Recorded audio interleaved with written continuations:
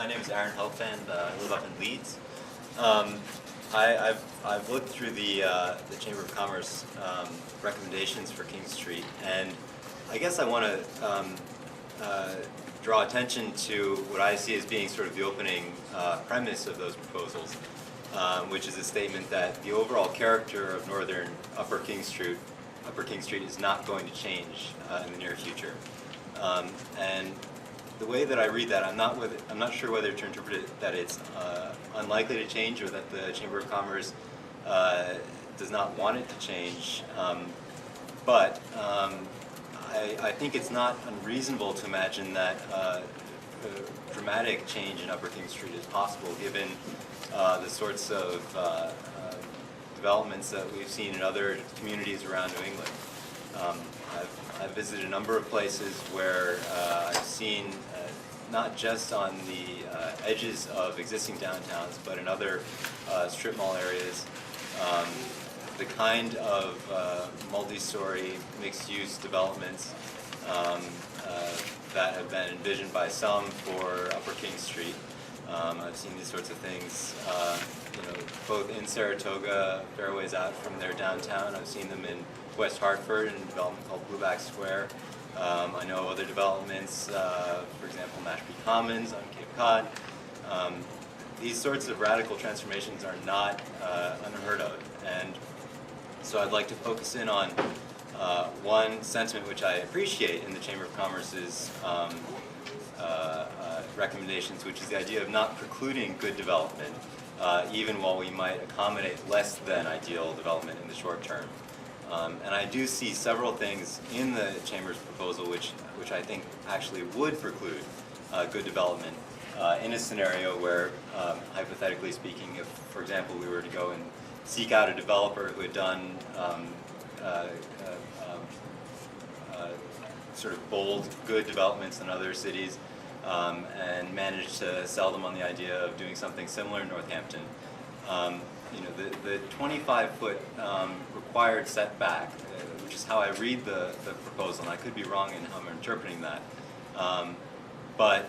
Whereas a 25-foot buffer might be a desirable thing if there's parking lots directly behind it, not necessarily a good thing if the alternative is a building built up to the sidewalk. So I might like to see wording changed in those recommendations such that it's an either or. If the developer insists on having parking in front, then a 25-foot buffer is required. But if the developer were willing to build several stories or were willing to build up to the street, we wouldn't want the buffer to get in the way of that. I also want to draw attention to just to be clear about one thing which I think is an important part of the conversation. This is slightly unrelated, but the notion of pedestrian accessibility. And I just want to make sure that there's a clear distinction drawn between the ability of a hypothetical pedestrian to make it from the sidewalk to the front door of a business without getting killed by an automobile, which is certainly something that we want to discourage, and the kind of city or the kind of urban design that will actually serve as a magnet for pedestrians and draw large numbers of pedestrians into the street in quantities that will decrease the number of cars on the road and will create a lively city that we can all be proud of. And I think that can only be done if there's a sort of critical mass of buildings which are built up to the street, which engage with the street, and not simply providing walkways which, in theory, would allow someone to walk along the street.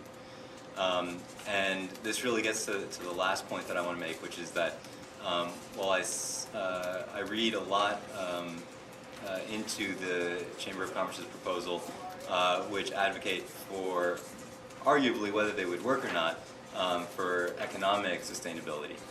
But I see very little in the way of anything that promotes environmental sustainability, which is an equally important part of the Sustainable Northampton Plan that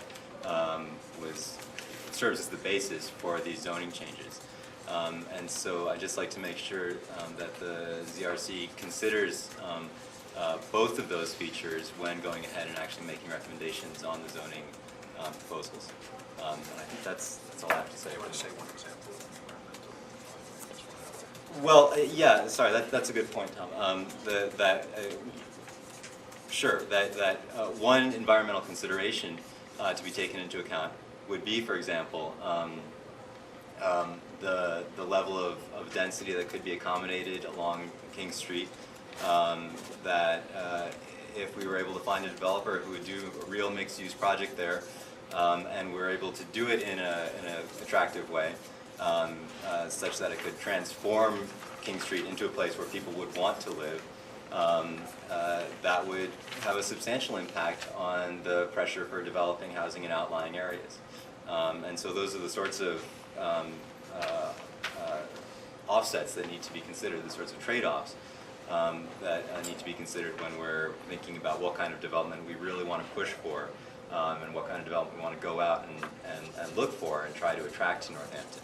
And obviously the kinds of parameters that we set for development play into that, essentially.